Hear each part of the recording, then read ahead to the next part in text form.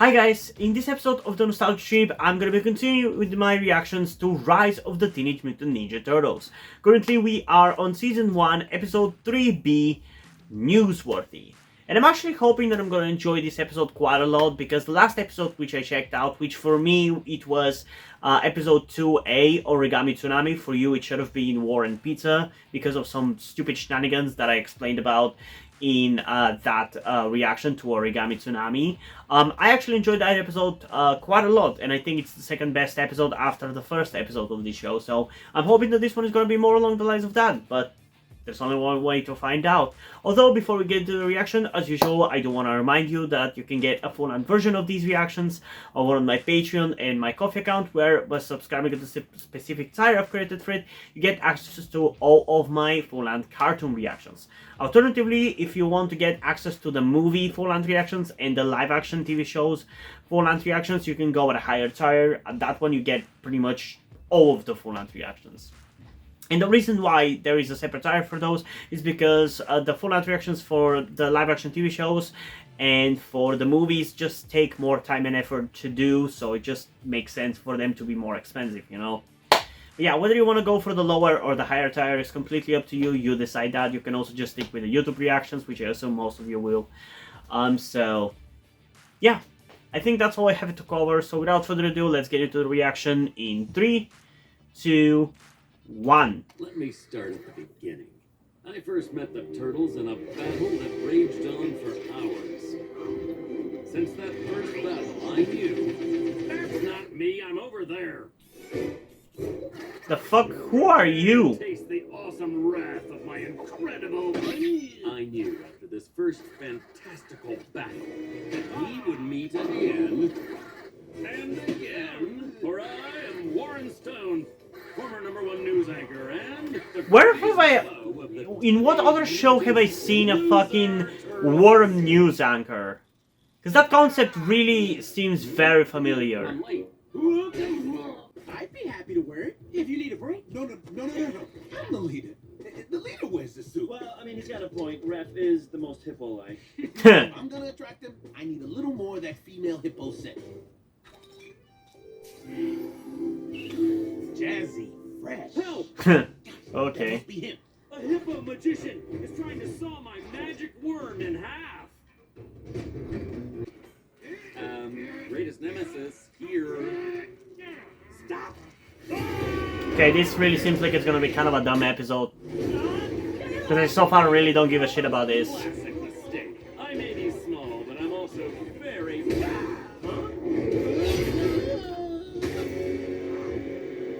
Oh, what did you do? He was on my head. I panicked. Is he gonna be okay? Is he gonna be okay? He's in 2 pieces. You fools! You've unleashed my ultimate power. Now You can call me. I'm actually surprised this show did this. With how young it seems like it's aiming for its demographic, with like the Teen Titans Go audience. Having a character be sliced in half like that, even if they're a fucking worm, is kind of If I ballsy. don't grow back twice as strong, why would I grow back 4 times as big? I don't understand you. And like, I don't think many kids are necessarily gonna know, oh yeah, worms, when split in half, don't die. Are you sure the hippo is in there? Yes. I picked it up on my scanner. A current occupant called it in. Now explain it to me again. Why can't I wear the suit? Oh, well, we've been over this. You ruined that woman's 95th birthday. She's fine. I'll do you in the suit proud. Treat her with respect. And be careful. How the fuck do you have a suit that fits both Raph and Mikey? What is he? For our little test. Jumping Jack Flash. Okay, he's a little bit more buff. Are you? No, I'm not a hippo. Do I look like a hippo? Maybe a baby hippo? I am Yeah, not that definitely looks like a hippo, you morons. I called in the hippo sighting. Guys, he's current occupant. Yes, he gets it. I am current occupant. And we're here to save you from the hippo magician. Where is he? No, you green idiot. It was a ruse. There is no hippo. I'm Warren Stone, your greatest nemesis. We don't even know who you are. I gotta say, this has been the worst mating season. Oh, those rings remind me of a certain TV series that I hope to cover on the channel at some point in the future. It's a live-action TV series called Xena. I don't know if you've heard of it necessarily. I think it was a pretty popular show, but the main character of it has that kind of ring, which was so sick to watch as a kid. Fly around.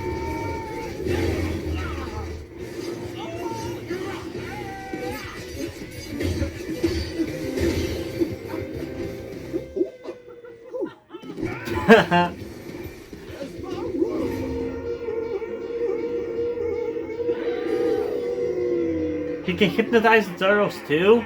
Some nemesis. He doesn't even know their names.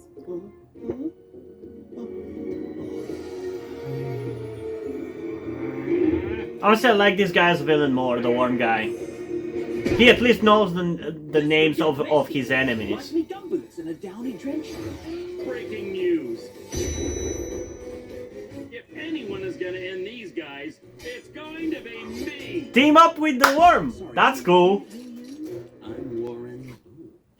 I'm Warren Bad Boy Stone. I hate these turtle punks more than anyone. That's why I have to stop you. Oh, that's sick. Okay, that turnaround for the plot is actually pretty cool. This is really gonna hurt.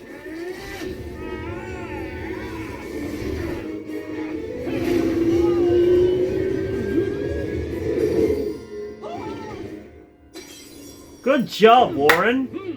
Turtles. Finally, we can start. What just happened? Guys, you can at least say thanks. He saved your butt. My plan must have worked. And it was my plan to use your plan. You're welcome, everybody. I think by rejecting him, I broke his heart. Whew, sheesh, this suit has too much power. No, huh? I saved you. Oh my... turtles by What the hypnotizing that fuck beast. is this Saving show? their lives. And you are? Okay, this was a fucking disturbing ass episode.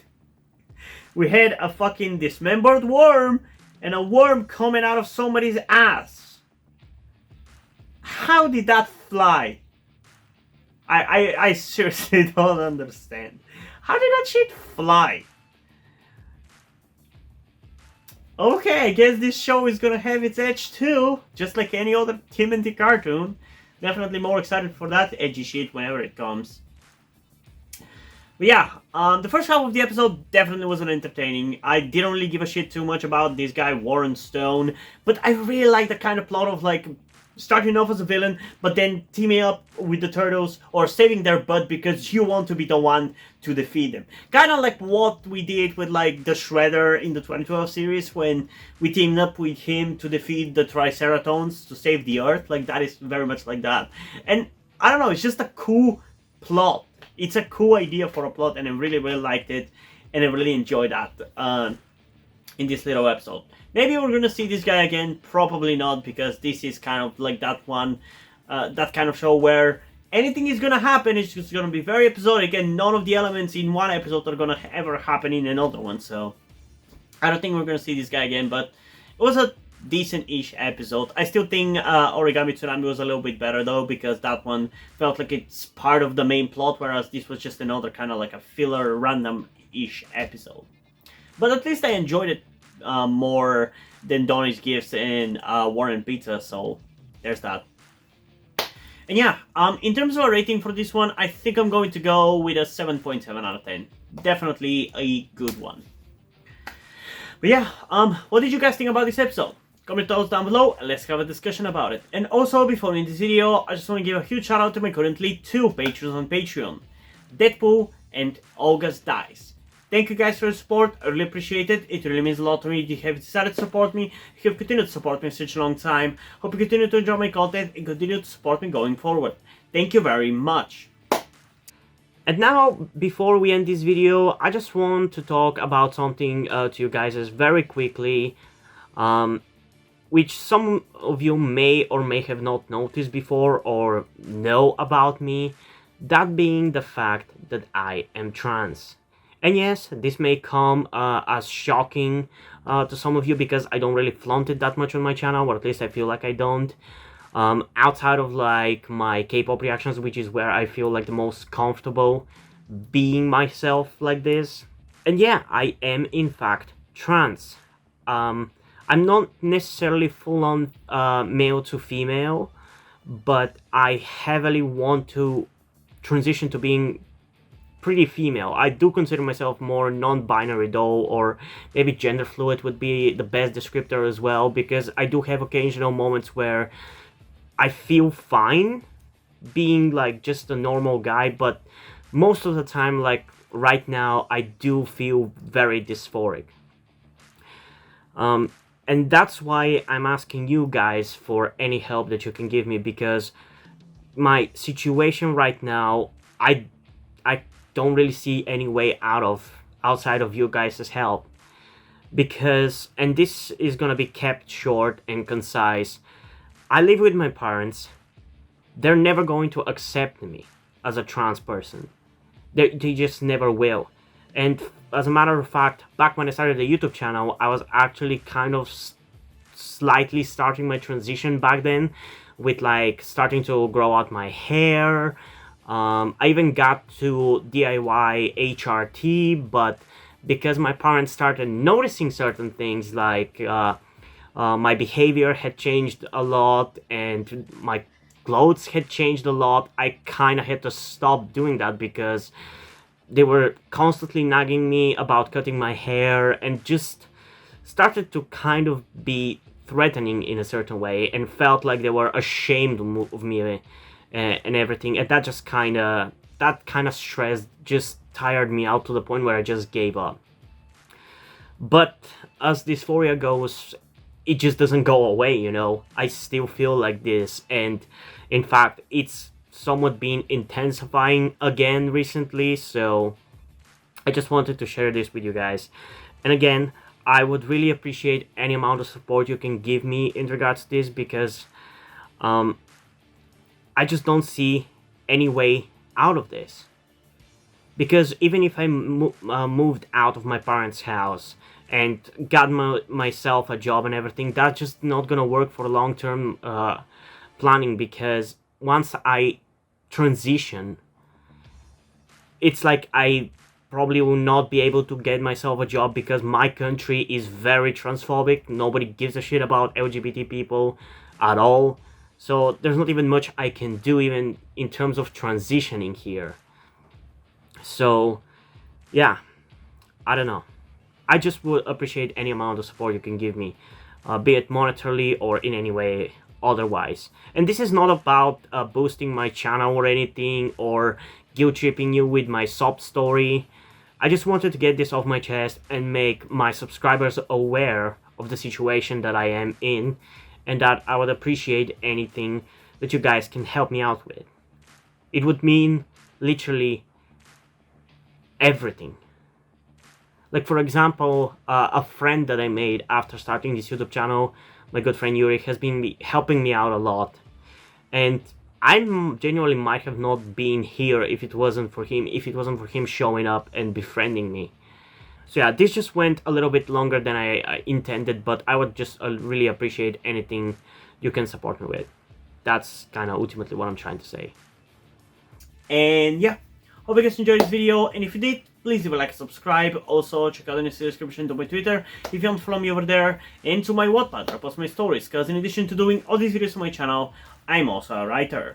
And if you don't enjoy my stories or simply enjoy my videos, you can head over to my Patreon or to my Ko-fi account, where you can pledge support and help get the channel going, help support me so I keep writing stories you enjoy. But if you don't want to do it, that's completely fine. You can still help me out in other ways, like liking this video, subscribing to the channel, and especially sharing this video with someone who you think might enjoy it. And I think that's pretty much it for this video, so hopefully I'm gonna see you in the next one. Bye!